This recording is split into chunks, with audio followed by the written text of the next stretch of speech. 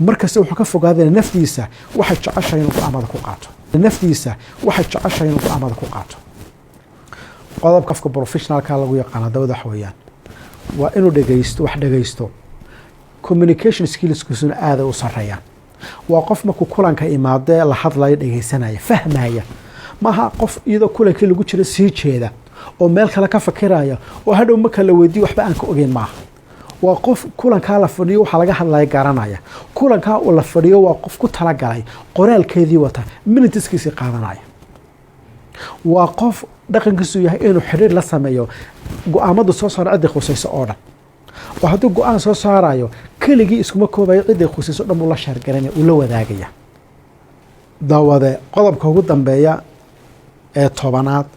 ee uu leeyahay qofka professionalki wax weeyaan ee aadka muhiimka ku soo khatameena qofka professionalka waa qof aqoon iyo xirfad u leh waxaan ka shaqeynayo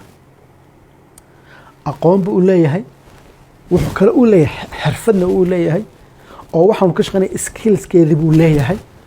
wuxuu runtii uu karti u leeyahay waxaan inuu qabto waliba sida ugu fudud inuu qabto marka iyadoo waxa aan soo sheegno oo dhan looga baahay qofka professionalka haddana ka ugu muhiimsan lagu soo qiyaasa waxa weeyaan qofka professionalka waxaan uu ka shaqeynaa